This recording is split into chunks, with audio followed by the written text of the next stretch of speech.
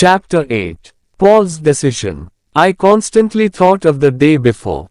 I remembered when he took off his face. Behind that blonde hair there was a bald, green head. Behind those brown eyes, two red ones.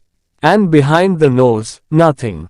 I shivered. After school, I went with Dana to her house.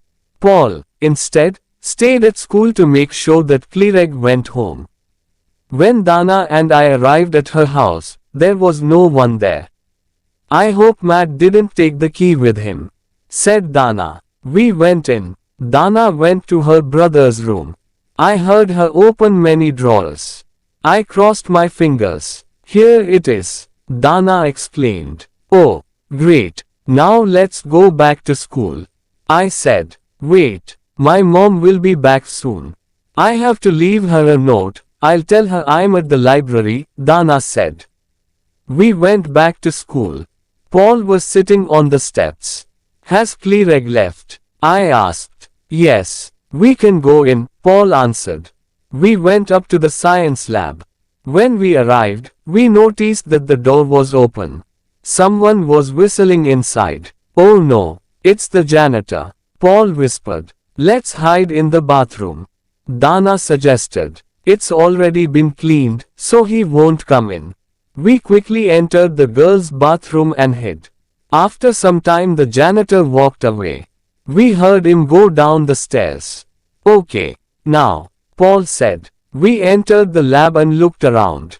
We opened the chemical cabinet with Matt's passport out and examined every container. There weren't any sprays or strange bottles. So we tried the refrigerator.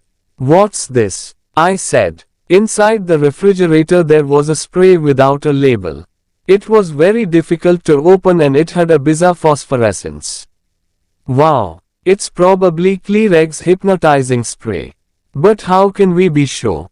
Paul asked. We have to be sure that it's the right one. An error could be fatal. I have an idea. I can try the spray on my dog, Fred. Fred hates taking baths and especially eating leftovers. I'll spray him. If he doesn't protest, we have the right spray. I said. Excellent. Please phone me after and tell me the results. Paul said. I want to know, too. Dana added. We carefully went out of the lab and left the building. When I arrived home, I prepared a big bath for Fred. Fred. Freddy. I called. The dog was in the garden. When he saw me with the big basin full of water, he barked and howled. He ran inside his dog house. Silly dog, I thought. I took the spray, went to the dog house and sprayed Fred. Then I called him again and I pointed towards the water in the basin.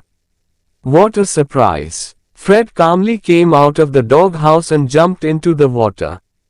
After Fred's bath I went to the refrigerator and took out some leftovers. I put them in his dish and gave it to him. Food time, Fred, I said. Fred saw the leftovers and didn't protest. He started eating. It was incredible. I immediately phoned Dana and gave her the good news. Then I phoned Paul. Hi, Paul, it's me. We have the right spray. Fred has been completely hypnotized. Great. Listen, can you come to my house now? I need to talk to you. There was something strange in his voice. Paul, are you okay? I asked. Yes, I'm fine. I'll tell you everything when you arrive, okay? Please come. It's important. I took the bus and arrived at Paul's house. He was alone, as always. He was in his room with his cat, Apollo, in his arms. I want to go to Mitrax with Clereg, Paul said. What? Yes, I want to go to Mitrax with Clereg. Paul repeated. Are you kidding? You are crazy. No, I'm not crazy. Look at my life. My mother doesn't love me. She went away and never wants to see me. How do you think I feel? My father is always working. He doesn't care if I'm here or in Timbuktu. He only cares about his young, blonde secretaries. At school everyone thinks I'm strange. You're my only true friend in class. Jenny. I'm not happy here.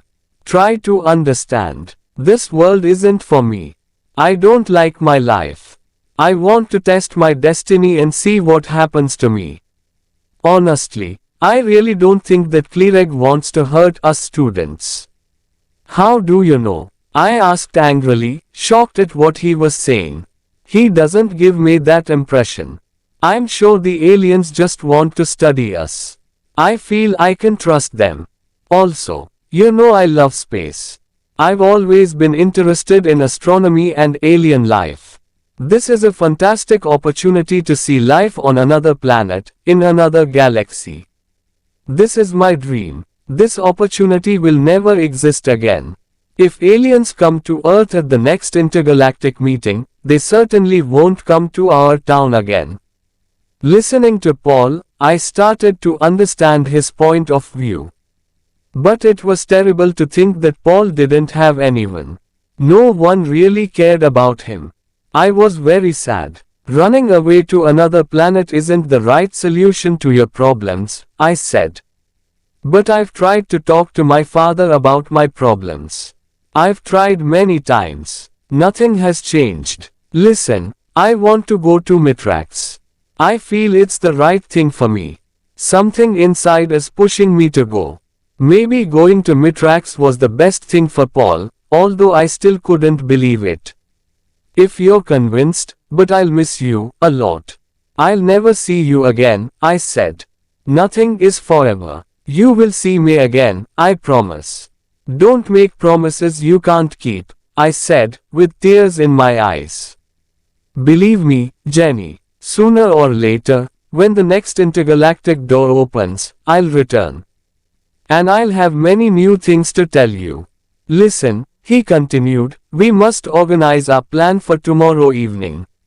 When Clereg takes the two students to the science lab, he'll open the refrigerator but he won't find the spray.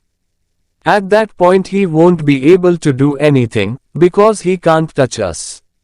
If he touches us, he'll electrocute us, Paul explained. Then he won't be able to study us anymore. I interrupted. Exactly. So, when he sees that his mission has failed, the only thing he can do is go to the airfield and leave with his spaceship. He can't stay any longer because he can't miss his spaceship. And the spaceship can't wait for him. I won't come to the family teachers meeting, I'll wait for Mr. Adams at the airfield. I sadly looked at Paul. Good luck. I'll wait for you, I said. Paul picked up Apollo and gave him to me. I want you to keep him. Take care of him for me. He came closer to me. For the first time, we kissed. My heart pounded. Oh, Paul, thanks for Apollo. Thank you very much. I stroked the black cat and he purred.